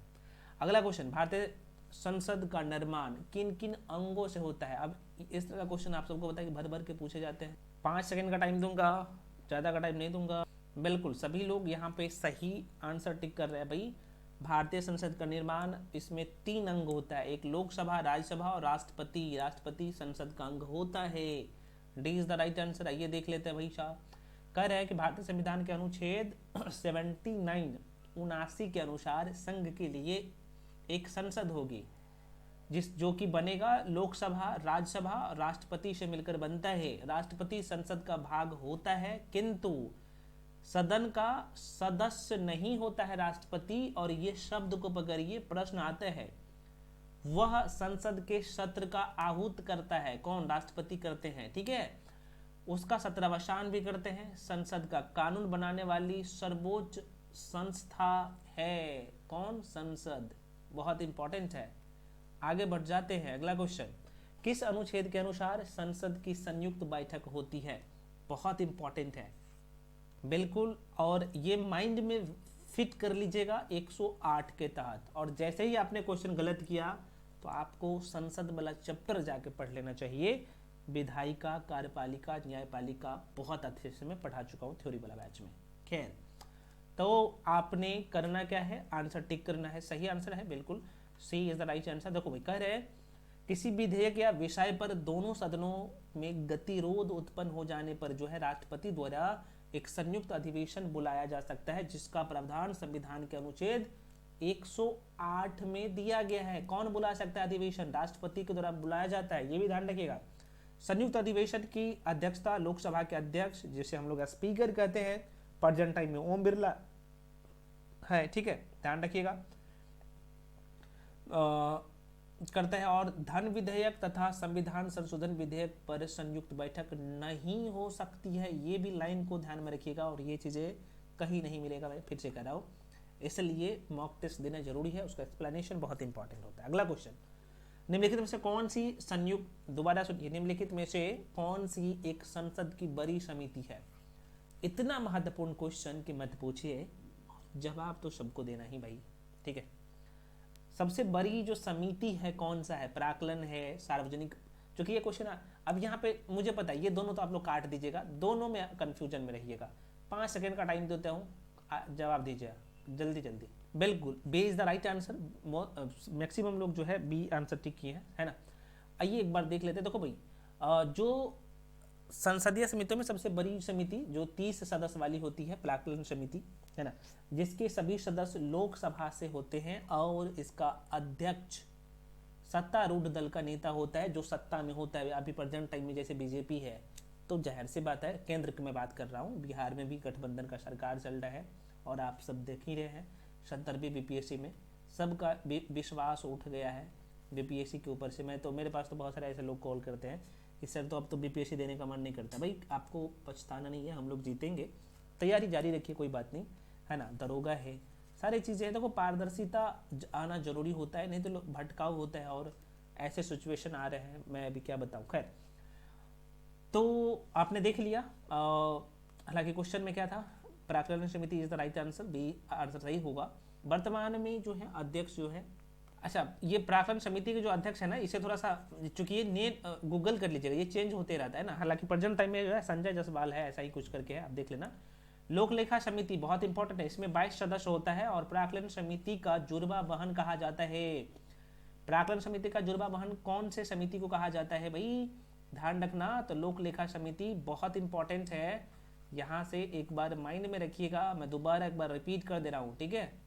लोक लेखा समिति को जो है प्राक्कलन समिति का जुर्बा वहन कहा जाता है। लोक लेखा समिति में 22 सदस्य होता है और प्राक्कलन समिति में जो है कितने, तो आप कहेंगे सर 30 सदस्य वाली समिति है, ठीक है। चलो भाई आगे बढ़ जाते हैं, आप चाहे तो एक बार गूगल कर लीजिएगा भाई दोनों का अध्यक्ष कौन है। अगला क्वेश्चन आपके सामने है, राष्ट्रपति, दोबारा सुनिए, राष्ट्रपति और मंत्रिमंडल के अध्यक्ष की प्रमुख कड़ी है, दोनों के बीच का जो मध्य की जो कड़ी है, दोबारा सुनिए, राष्ट्रपति और मंत्रिमंडल के मध्य की बीच की जो प्रमुख कड़ी है वो क्या है, प्रधानमंत्री या स्पीकर। हालांकि ये क्वेश्चन भी आप लोग जवाब इसका दे दीजिएगा, मुझे पता है ना। तो राष्ट्रपति और मंत्रिमंडल के मध्य की प्रमुख, बिल्कुल प्रधानमंत्री हो जाएगा, पीएम हो जाएगा, और प्रेजेंट टाइम में हमारे जो पीएम है, प्राइम मिनिस्टर है, नरेंद्र मोदी है ना। खैर, एज द राइट आंसर देखो, राष्ट्रपति और मंत्रिमंडल के मध्य की प्रमुख कड़ी जो है प्रधानमंत्री होते हैं। और अनुच्छेद 78 के अनुसार प्रधानमंत्री का कर्तव्य है कि वह संघ की कार्यकलाप के शासन या विधान संबंधी मंत्रिपरिषद के सभी विनिश्चय राष्ट्रपति को सूचित करे और संघीय कार्यकलाप के प्रशासन के संबंध में यहाँ विधान के संबंध में राष्ट्रपति द्वारा मांगी गई जानकारी उसे दे, बेसिक बातें। अगला क्वेश्चन, प्रश्न है, भारत के सर्वोच्च न्यायालय की स्थापना हुई थी। Very very important question, 5 second का टाइम दूंगा, जवाब दीजिएगा। बिल्कुल सही, क्वेश्चन में ट्विस्ट है, कह रहा है कि भारत में सर्वोच्च न्यायालय की स्थापना हुई है, किसके द्वारा, संविधान सभा के द्वारा, भारतीय संविधान के द्वारा, भारत सरकार अधिनियम 1935 के तहत, किसके तहत हुआ है भाई, आंसर डी हो जाएगा, बेसिक सा क्वेश्चन है, भारतीय संविधान के द्वारा हुआ था, आप सबको पता होना चाहिए। देखिए मैं आपको बता दूं, भारतीय संविधान के अनुच्छेद 124 से 147 में जो है अनुच्छेद आर्टिकल 120 से लेके 147 तक जो है सुप्रीम कोर्ट, उच्चतम न्यायालय की संरचना और अधिकार वर्णित है। सर्वोच्च न्यायालय की स्थापना जो हुआ था, ये ध्यान रखिएगा, ये डेट भी 28 जनवरी 1950 को हुई थी। संसद को उच्चतम न्यायालय की, ध्यान रखिए, संसद को जो है उच्चतम न्यायालय की स्थापना, गठन, अधिकारिता और शक्तियों का विनिमयन करने के लिए विधि बनाने की शक्ति है, किसको, संसद को।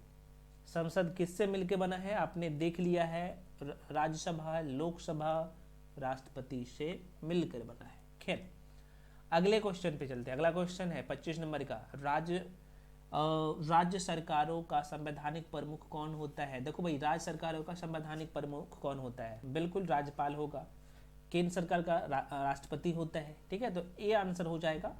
आइए देख लेते हैं। देखो, राज्य सरकारों का संवैधानिक प्रमुख राज्यपाल होता है। संविधान 154 क्लॉज 1 के अनुसार राज्य की कार्यपालिका शक्ति राज्यपाल में निहित होता है, जिसका प्रयोग वह संविधान के अनुसार स्वयं या अपने अधीनस्थ अधिकारियों द्वारा करेगा, और केंद्र का राष्ट्रपति होता है, यह भी ध्यान रखिएगा।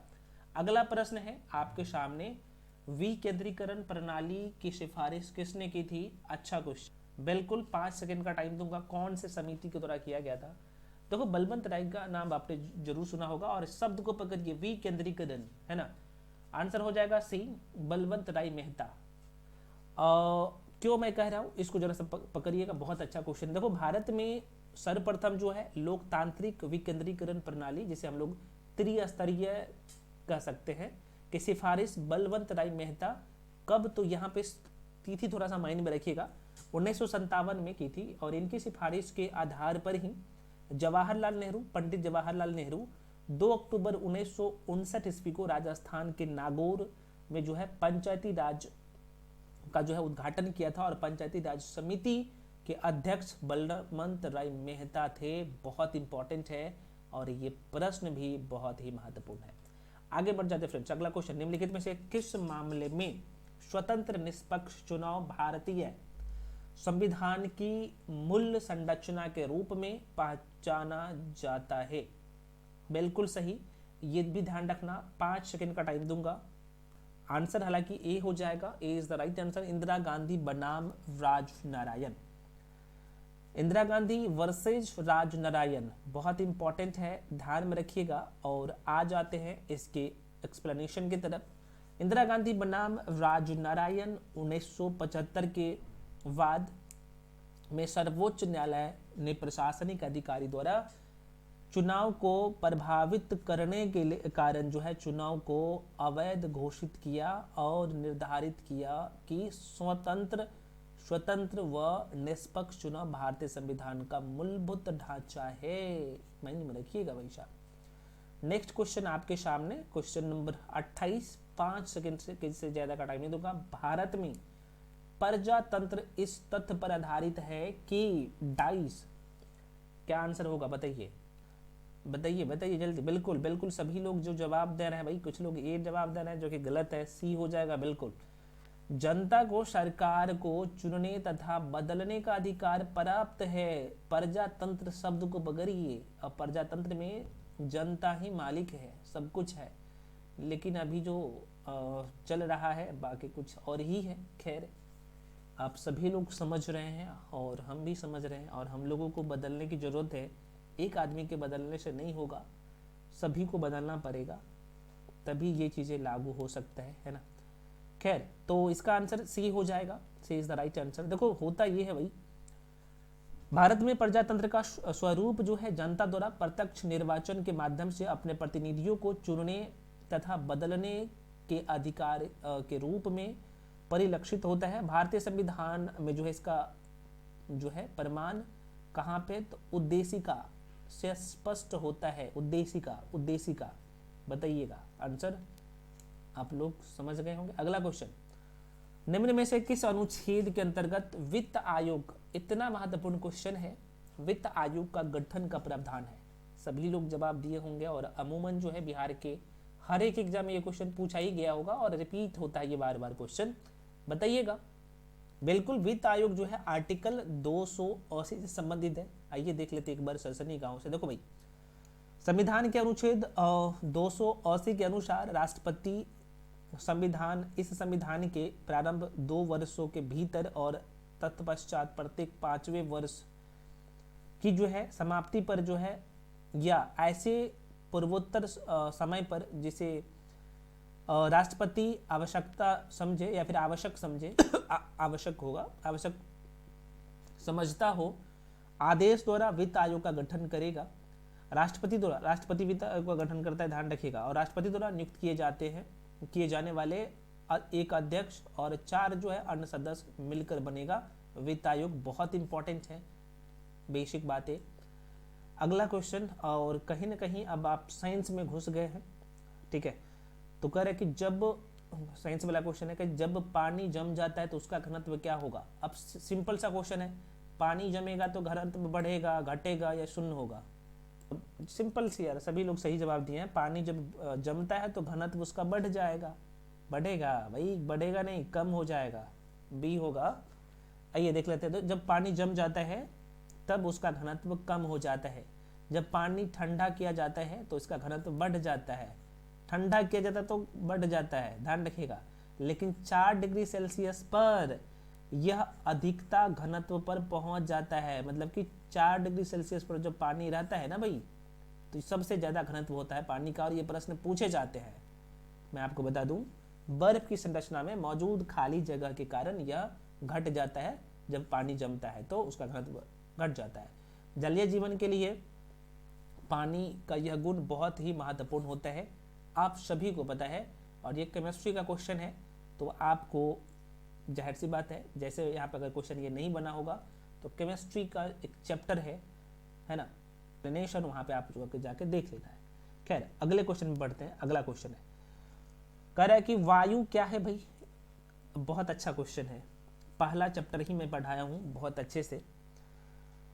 तो पदार्थों का वर्गीकरण चैप्टर है, बहुत अच्छे से मैं पढ़ाया हूँ, जाके देख लेना अगर ये क्वेश्चन आप गलत कर रहे हैं तो। यौगिक है क्या, वायु क्या है? यौगिक है, तत्व है, मिश्रण है, विद्युत अपघटय है।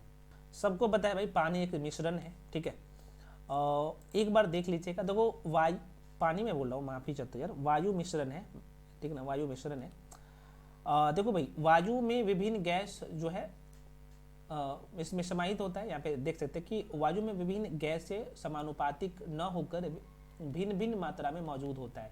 मतलब कि रेशियो में कोई फिक्स नहीं है कि भाई इतना रेशियो में होगा, इतना रेशियो उसमें धूलकण होगा, इतने में ये गैस होगा, ये होगा, ऐसा नहीं बिल्कुल होता है, ठीक है। तो बेसिक बात है, तो इसलिए ये क्या है, तो मिश्रण है वायु। चलो भाई अगले क्वेश्चन, अगला क्वेश्चन है सल्फर हेक्साफ्लोराइड अणु का आकार कौन सा है? कौन सा आकार उसका होता है? त्रिभुजाकार, पिरामिड होता है ना, अष्टफलकीय होता है, क्या होता है? बी हो जाएगा इसका आंसर। ये सभी लोग जानते भी होंगे, हालांकि आपको 10th क्लास की एनसीईआरटी में ये क्वेश्चन मिल जाएगा, ठीक है। तो अष्टफलकीय होता है। देखो भाई यहाँ पे सल्फर हेक्साफ्लोराइड अणु का आकार अष्टफलकीय होता है। यह जो है कार्बनिक गैस रंगहीन, गंधहीन और अज्वलनशील होता है। इसमें अज्वलनशील मतलब कि जलता नहीं है, समझिएगा लाइन को। अगला प्रश्न है जस्ते जिंक से बनता है। भाई क्या बनता है? जिंक से बनता है, बिल्कुल बिल्कुल बिल्कुल, विद्युत बैटरी बनता है जिंक से। और देखो यहाँ पे होता ये है कि जस्ते से विद्युत बैटरी बनते हैं। जस्ता प्रकृति में मुक्त अवस्था में नहीं पाया जाता। इसका निष्कर्षण मुख्यतः इसका जो निष्कर्षण होता है भाई, तो इनका जो है सल्फट अयस्क, मैं बोलो सल्फाइड अयस्क जिंक ब्लेड से किया जाता है। यह नीले सफेद रंग का भंगूर पदार्थ होता है, भंगूर पदार्थ होता है। यह उष्मा तथा विद्युत का, दोनों का, उष्मा और विद्युत का सुचालक होता है, गुड कंडक्टर होता है। कुछ चालक नहीं होता है, सुचालक होता है ना, गुड कंडक्टर होता है। और इसका प्रयोग बैटरी निर्माण में शुद्ध क्षेत्र में, शुद्ध कैसे होगा, युद्ध क्षेत्र में होगा ना, युद्ध क्षेत्र में, मैं हाँ युद्ध ही लिखा हुआ, बात कोई बात नहीं, युद्ध क्षेत्र में ये ध्रुव पट बनाने में, पीतल तथा कांसा आदि निर्माण में किया जाता है। आप सभी लोग जानते हैं। और मैं आपको इसका इंपॉर्टेंट उपयोग बताता हूँ। लोहे के जंग लगने से बचाने के लिए भी जस्ते का लेपकरण होता है, आपको पता होना चाहिए, लेपित किया जाता है। जस्तेदार लोहे आदि बनाने में इसका प्रयोग होता है। तो जाहिर सी बात है, जो विद्युत का गुड कंडक्टर होगा तो उसमें काम आएगा, बेसिक बातें हैं, है ना। और कोई बात नहीं, क्वेश्चन गलत कर रहा है तो थ्योरी वाला क्लास जाके पढ़ लेना, कोई बात। अगला प्रश्न है स्टील को कठोरता प्रदान करने के लिए बढ़ाई, अगर स्टील में आपको कठोरता लाना है तो क्या बढ़ाया जाएगा? ये कार्बन की मात्रा, मैग्नीशियम की मात्रा, सिलिकॉन की मात्रा, क्रोमियम की मात्रा, किसकी मात्रा बढ़ाया जाएगा? तो सिंपल सी बात है भाई, इसमें कार्बन की मात्रा बढ़ाओगे तभी उसमें उसकी कठोरता बढ़ेगा, कठोरता में वृद्धि होगी, है ना। तो ये आंसर हो जाएगा। आइए थोड़ा सा एक बार देख लेते हैं। देखो इस्पात के साथ उचित मात्रा में कार्बन मिलाकर जो है स्टील की आवश्यकता, कठोरता, जैसी बात होना चाहिए, तन्यता, भंगुरता बढ़ाई जाती है, बेसिक बातें हैं। स्टील का उत्पादन जो है ढलवा लोहा, पिटवा लोहा दोनों से ही किया जाता है। ढलवा लोहा में जो है कार्बन की मात्रा घटाई जाती है और पिटवा लोहा में कार्बन की मात्रा बढ़ाई जाती है, बेसिक सी बात है। इसमें अगर मैं बात कर लूँ तो विशेष गुण लाने के लिए जो है कार्बन, निकेल, मैग्नीशियम, टंगस्टन आदि मिलाए जाते हैं। स्टेनलेस स्टील बहुत इंपॉर्टेंट होता है, एक मिश्र धातु है जो स्टील में कितना, तो 15 से 20% क्रोमियम, सही सुन रहे हैं, 15 से लेके 20% तक जो है क्रोमियम, 8 से लेके 10% तक जो है क्या, तो निकेल मिलाकर तैयार किया जाता है। और ये लाइन इतना महत्वपूर्ण है ना कि मत पूछिए भाई साहब। आगे बढ़ जाते हैं, अगला क्वेश्चन है निम्न में से किसे जो है अनबूझा चूना कहते हैं? और ये क्वेश्चन कई बार रिपीट हुआ है और बार बार, क्योंकि ये 10th क्लास की एनसीईआरटी में मिल जाएगा, 9th में मिल जाएगा, इसलिए महत्वपूर्ण हो जाता है और यहाँ से प्रश्न भी पूछे जाते हैं। बताइए सभी लोग। तो बिल्कुल इसका जो आंसर हो जाएगा CaO हो जाएगा, CaO हो जाएगा। कोई बात नहीं, आइए एक बार देख लेते हैं इसके बारे में भी। देखो भाई, कैल्शियम ऑक्साइड का जो सूत्र होता है, इसका रासायनिक नाम ये है कैल्शियम ऑक्साइड, इसका फार्मूला होता है CaO, जिसे हम लोग अनबूझा या क्विक लाइम भी क्विक लाइम भी कहते हैं, ठीक है। किसी तो कैल्शियम ऑक्साइड को क्विक लाइम के नाम से भी जाना जाता है। यह सफ़ेद और छिद्रयुक्त ठोस पदार्थ है। यह जो है ध्यान रखिएगा, दुर्गलनीय पदार्थ है। मैं आपको बता दूं, यह जो है जल के साथ तीव्र गति से प्रतिक्रिया करता है और तथा कैल्शियम हाइड्रोक्साइड में कन्वर्ट हो जाता है और इसका प्रयोग अनेक रसायन के निर्माण में होता है। तो यहाँ से बस दो चीज़ें ध्यान रखना है, इसका फार्मूला और किस नाम से इसे जाना जाता है, किस में काम आता है, बस प्रश्न पूछे जाते हैं। अगला प्रश्न है, थर्मामीटर में निम्नलिखित में से कौन सी धातु का उपयोग किया जाता है? सबको पता है भाई, पारा का प्रयोग किया जाता है, पारा, मरकरी जिसे इंग्लिश में कहते हैं। तो B is the right answer. देखो, थर्मामीटर, बैरोमीटर, मैनोमीटर, अन्य मापक उपकरणों में जो है द्रव अवस्था, उच्च घनत्व, न्यूनतम वाष्प दबाव के कारण पारे का जो है उपयोग अच्छा माना जाता है, आप सबको पता होना चाहिए। अगला क्वेश्चन है, वनस्पति तेल में वनस्पति घी बनाने में प्रयुक्त होने वाली गैस कौन सी है? बिल्कुल सभी लोग सही जवाब देंगे। यहाँ पे आंसर हो जाएगा हाइड्रोजन हो जाएगा भाई, हाइड्रोजन, ठीक है। ये एक बार सरसरी निगाहों से हम लोग देख भी लेते हैं। देखो, वनस्पति तेल में वनस्पति घी बनाने में हाइड्रोजन गैस का प्रयोग किया जाता है। यह प्रक्रिया हाइड्रोजनीकरण कहलाती है। इसमें उत्प्रेरक के रूप में निकेल भी प्रयोग किया जाता है, निकेल का भी। अगला क्वेश्चन है, यूडोमीटर का उपयोग किया जाता है।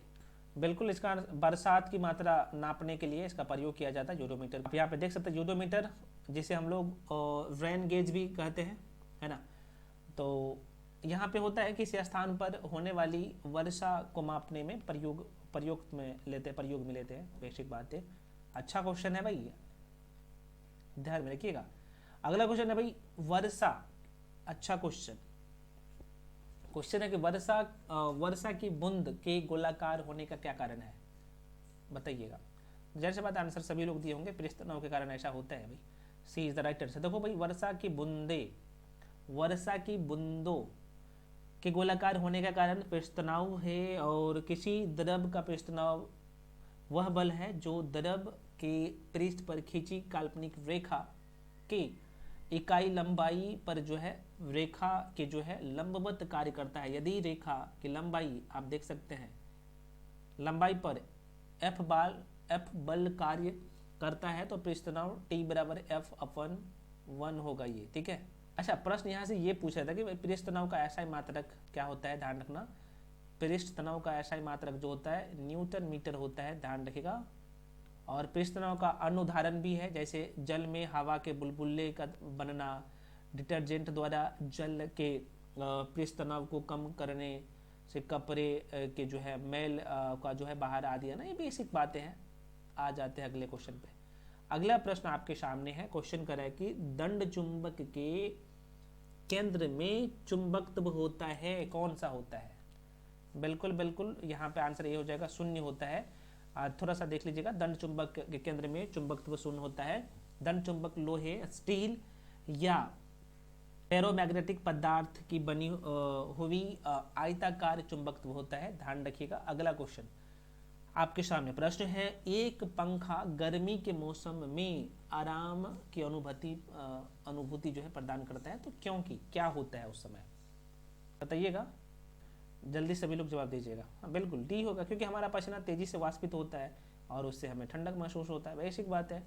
और इस तरह का क्वेश्चन आता है यार एग्जाम में, है ना। देखो भाई, कह रहे हैं कि एक पंखा गर्मी के मौसम में आराम अनुभूति पैदा करता है, क्योंकि क्या होता है, हमारा पसीना तेजी से वाष्पित हो जाता है। वाष्पन की मैं बात कर लूँ तो एक ऊष्माशोषी जो है प्रक्रिया है, और इस प्रक्रिया में वाष्पित होने वाला द्रव शरीर से ऊष्मा अवशोषित करता है और यह ठंडक अनुभव करवाता है या फिर महसूस होता है, ठीक है। अगला प्रश्न है, प्रश्न कर रहा है कि मानव का आंख की मैं बात कर रहा हूँ, मानव आंख अपने सॉरी, मानव आंख अपने बनाती है पर किसी वस्तु की छवि। क्वेश्चन में थोड़ा सा टाइपिंग में एरर है, आप सीधे तौर पे कह सकते हैं मानव आंख पर जो है वस्तु की छवि जो बनता है मानव आंख पर, ऐसे बोल सकते हैं कि भाई मानव आंख पर किसी वस्तु की, किसका, तो भाई किसी वस्तु की छवि जो बनते हैं, किस पे बनता है, कॉर्निया पे, परितारिका पे, पुतली पे, रेटिना पे। ये क्वेश्चन सही कर लीजिएगा, कोई बात नहीं। तो आंसर क्या होगा, बिल्कुल रेटिना पर जो है मानव की छवि, मानव के आंख पर जो है किसी वस्तु का छवि जो बनता है वो रेटिना पर बनता है। D is the right answer, ध्यान में रखिएगा। तो देखो भाई, मानव आंख पर जो है, मानव आंख अपने रेटिना पर किसी वस्तु की छवि बनाती है। रेटिना एक जो है पर्दे वाली संरचना होती है जिस पर बनने वाला चित्र छोटा, उल्टा और वास्तविक होता है। इस लाइन को समझिएगा। कॉर्निया आंख के अगले भाग को जो है ढकता है, ये भी लाइन अच्छा है, जो पारदर्शी होता है कॉर्निया, ठीक है, पारदर्शी। इसमें रक्तवाहिकाएं अब्सेंट होता है, ठीक है, तथा संवेदी न्यूरॉन्स जो होता है ना उसमें पाए जाते हैं। इसी कारण यह जो है भाग दर्द के लिए संवेदनशील होता है। रंजित पटल जो होता है ना, आगे चलकर जो है परितारिका आइरिस के रूप में बदल जाता है। बेसिक बातें हैं, ध्यान रखिएगा। और यह नेत्र में जाने वाली प्रकाश की मात्रा को नियंत्रित करता है। और पुतली प्रकाश के प्रति जो है संवेदनशील होती है। नेत्र में जाने वाला प्रकाश इसी माध्यम से जो है नेत्र में जाता है। बेसिक बातें, अच्छा क्वेश्चन, ठीक है। अगला क्वेश्चन है भाई, उदासीन तार का रंग, उदासीन तार का रंग क्या होता है। बहुत इंपॉर्टेंट क्वेश्चन है भाई, आपने देखा होगा और आपके घर में भी वायरिंग होता है ना, तो भाई जो न्यूट्रल्स होता है उसमें क्या होता है ना, तो बिल्कुल उसका कलर जो होता है ना न्यूट्रल ब्लैक, वो काला होता है। खैर आइए देख लेते हैं। तो कह रहा है कि घरों में प्रदान किए जाने वाली धारा 3 प्रकार का होता है, विद्युतमय या जीवित जिसे लाइव कहते हैं, उदासीन न्यूट्रल, तथा भूतार जिसे अर्थ बोलते हैं, अर्थिंग देते हैं, है ना। विद्युतमय या जीवित तार का रंग क्या होता है भाई, लाल होता है। उदासीन तार का रंग क्या होता है, काला होता है। ये ध्यान रखिएगा, क्योंकि समानता काले रंग का होता है। जो अर्थिंग वाला तार होता है ना, जिसे भूतार कहते हैं, उनका जो कलर होता है वो हरे कलर का होता है, ग्रीन कलर का होता है, ठीक है। तो ये थोड़ा सा ध्यान में रखिएगा, अच्छा क्वेश्चन था। अगला क्वेश्चन है, किसमें परिवर्तन के कारण रंध्र खुलते और बंद होते हैं। और ये भी एनसीईआरटी में आप मिलेगा, और 6 क्लास की एनसीईआरटी में मिलेगा क्वेश्चन आपको। तो बिल्कुल यहाँ पे आंसर आप लोग टिक करिएगा, 5 सेकंड का टाइम दूंगा। सी हो जाएगा, कोशिकाओं में जो है पानी की मात्रा से के कारण ऐसा होता है। आइए देख लेते हैं। सी द डाटा करें, कोशिका में पानी की मात्रा में परिवर्तन के कारण जो है रंध्र खुलते हैं और बंद होते हैं। अस्टोमेटा, अस्टोमेटा को जो है रंध्र को इंग्लिश में अस्टोमेटा कहते हैं। तो अस्टोमेटा का खुलना और बंद होना एक ऐसी प्रक्रिया है जिसमें गैस का क्या होगा, एक्सचेंज होता है, विनिमय होता है, और जल संतुलन को नियंत्रित किया जाता है। और आपने देखा होगा कि प्रकाश संश्लेषण जो होता है ना, मैं शायद अच्छा वो बीपीएससी वाले बैच में पढ़ाया था, एनसीईआरटी के ही बुक में शायद 6ठा चैप्टर है, चैप्टर नंबर 6 में आप देखेंगे। तो यहाँ पे है, क्योंकि यहाँ पे रंध्र जो होता है ना पत्ते में, उस कारण से जो है गैस का विनिमय होता है। तो यही बात यहाँ पे भी आपको बताया जा रहा है ना। और एस्टोमेटा रंध्र जो है यहाँ पे पत्ते पे इस तरीके से आपको दिखेगा। तो यहाँ पे क्वेश्चन में, क्योंकि सेल के संदर्भ में पूछा था, तो ध्यान रखिएगा, ठीक है। इस प्रक्रिया को जो है 2 मुख्य निकाय द्वारा नियंत्रित किया जाता है, जिसमें गार्ड सेल भी कहा जाता है। बेसिक बातें हैं, आगे बढ़ जाते हैं। डिटेल में हम लोग बायोलॉजी में पढ़ चुके हैं सेल के बारे में, और इसके बारे में भी पढ़ चुके हैं। कोशिका भित्ति स्रोत होता है, कोशिका भित्ति स्रोत होता है, कोशिका भित्ति स्रोत नहीं, माफ़ी कर चाहता हूँ, कोशिका भित्ति शक्ति का स्रोत होता है। कोशिका भित्ति का, माइटोकॉन्ड्रिया का, राइबोसोम का और न्यूक्लियस का। तो बिल्कुल माइटोकॉन्ड्रिया हो जाएगा, माइटोकॉन्ड्रिया। आइए एक बार देख लेते हैं, क्योंकि बायोलॉजी में आप घुस गए हैं। तो कह रहा है कि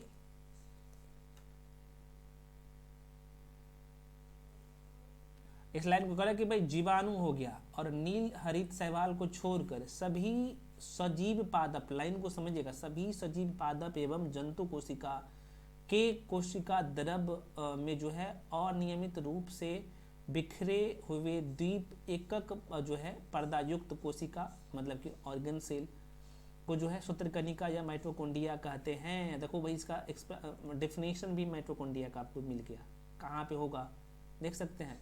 कहा कि शोषण की क्रिया प्रत्येक जीवित कोशिका के कोशिका द्रव, जैसे हम लोग कोशिका द्रव को इंग्लिश में साइटोप्लाज्म कहते हैं, एवं माइटोकॉन्ड्रिया में जो है संपन्न होती है। शोषण से संबंधित प्रारंभिक क्रियाएं साइटोप्लाज्म में होती है तथा शेष क्रियाएं माइटोकॉन्ड्रिया में होती है। चूंकि क्रिया का अंतिम चरण की मैं बात करूँ तो अधिकांश ऊर्जा उत्पन्न होती है जो एटीपी फॉर्म में होता है, या फिर कह सकते हैं एटीपी के रूप में जो है संचित रहती है। अतः माइटोकॉन्ड्रिया को जो है कोशिका का शोषणांग या ऊर्जा घर भी कहा जाता है। कहता ना वही कोशिका का पावर हाउस किसे कहा जाता है, तो माइटोकॉन्ड्रिया। देखो बहुत अच्छे अच्छे क्वेश्चन है सभी के सभी। अगला प्रश्न आपके सामने है, क्वेश्चन कर रहा है कि कार्बोहाइड्रेट के अपघटनोपरांत अंतिम रूप से क्या बनता है। जब पूरे तरीके से अपघटन होता है तो अंतिम रूप से क्या बनेगा, amino acid, glycerol, glucose, maltose. तो बिल्कुल आंसर सभी लोग सही दिए हैं, जवाब ग्लूकोज बनता है फाइनली जाके। देखो भाई कार्बोहाइड्रेट ऊर्जा प्रदान करने वाली पदार्थों का वर्ग है। ये रासायनिक यौगिक होते हैं जिसमें कार्बन, हाइड्रोजन, ऑक्सीजन होते हैं। कार्बोहाइड्रेट कार्बनिक यौगिक होते हैं जो कि हमारे शरीर में ऊर्जा भी प्रदान करते हैं, आप सबको पता भी होना चाहिए। अगला क्वेश्चन है विटामिन ए का सबसे अच्छा स्रोत क्या है भाई। तो गेहूं आप जो देख सकते हैं, गेहूं आप कहेगा सर गाजर भी तो होगा, सॉरी यार, विटामिन ए का सबसे गाजर ही तो होगा, गेहूं कैसे होगा, गाजर होगा, सी होगा आंसर। ठीक है, देखिए सी इज द राइट आंसर। देखो भाई गाजर की मैं बात कर लूँ, गाजर तो विटामिन ए का सबसे अच्छा स्रोत है ना, ध्यान रखिएगा। और विटामिन ए में जो है समृद्ध आहार हमारे स्वास्थ्य के लिए बेहद आवश्यक है। और हमारे शरीर की मैं बात कर लूँ तो जिसमें आँख की बात करें तो यह हमारे आँखों की रोशनी के लिए, हड्डी के लिए और कैल्शियम को बनाए रखने के लिए बेहद ज़रूरी होता है। विटामिन ए इम्यून सिस्टम और स्किन को जो है दुरुस्त, जो हमारे चमड़ी होता है स्किन, दुरुस्त रखने में बहुत ही मदद करता है। विटामिन ए का मुख्य स्रोत जो है गाजर हो गया, दूध हो गया, टमाटर, मछली, लाल शिमला मिर्च, हरी सब्जियां है ना, इनके प्रमुख स्रोत है। अगला प्रश्न है शक्करों में सबसे मीठी है। अब बहुत इंपॉर्टेंट है, ऐसे ऑप्शन भी है जो कि कुछ लोग फ्रुक्टोज मार देंगे, कुछ लोग ग्लूकोज मारेंगे, कुछ लोग लैक्टोज मार देंगे, कुछ लोग सुक्रोज मारेंगे, लेकिन ये सबसे मीठी जो है ना फ्रुक्टोज होता है,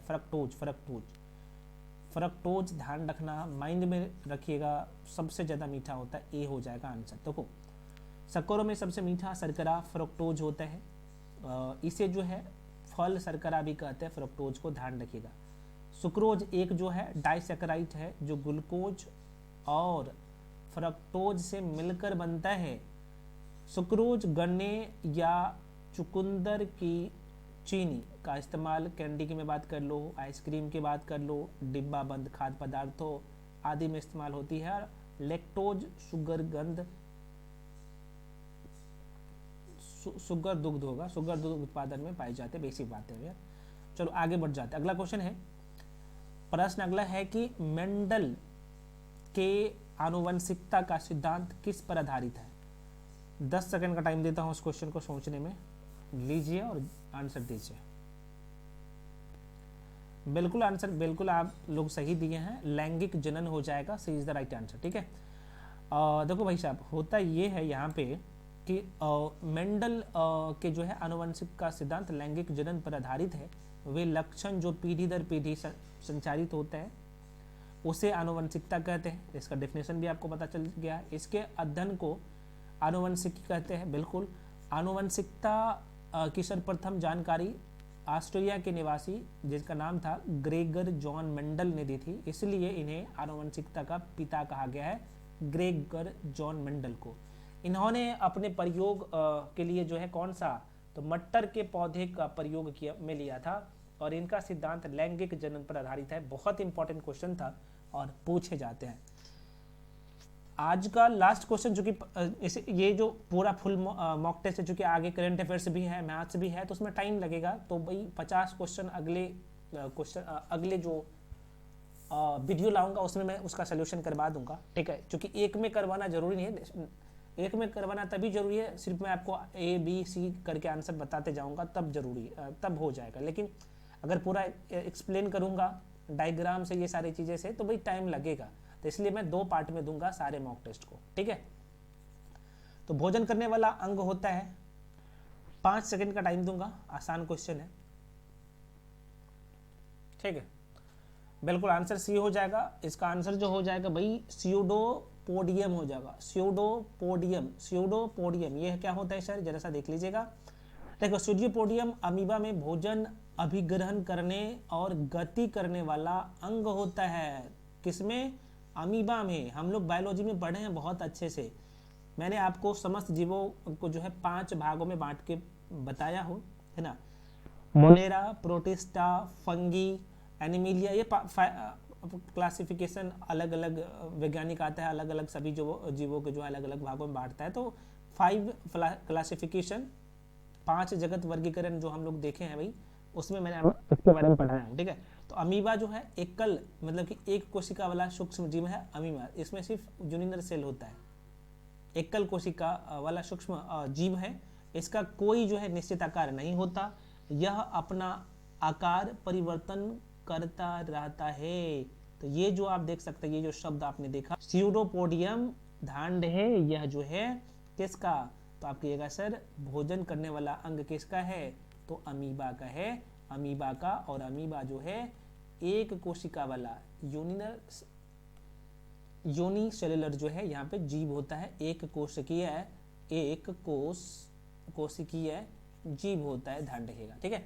तो चलिए अगले क्वेश्चन, ये क्वेश्चन नंबर 51 से जो है हम लोग अगले वीडियो में कंटिन्यू करेंगे। तो आशा करते हैं आपको सारी चीज़ें समझ में आया होगा। इसके बाद भी जो भी डाउट या कन्फ्यूजन रह जाता है आप लोग पूछ सकते हैं कमेंट सेक्शन में। आप लोग जरूर अपना स्कोर बताइएगा। और आपने, चूंकि ये क्वेश्चन तो ऑलरेडी मैं टेलीग्राम पे जो पब्लिक टेलीग्राम चैनल है शेयर कर चुका हूँ, आंसर हालांकि नहीं दिया था। तो आप लोग बताइएगा कि भाई आपने ये जो 100 क्वेश्चन, हालांकि मैं दोबारा शेयर कर दूंगा इसका आंसर भी टेलीग्राम में, तो आप लोग बताइएगा कि आप लोग कितना क्वेश्चन सही किया है, और आप ये बताइएगा 50 में आपने कितना क्वेश्चन सही किया है, ठीक है। तो मिलते हैं अगले वीडियो में। जो लोग पेड क्लास में आना चाहते हैं आ सकते हो, है ना, क्योंकि आपको एक जगह सारे कंटेंट सब कुछ मिल जाता है। तो फ्रेंड्स मिलते हैं अगले वीडियो में, तब तक के लिए जय हिंद।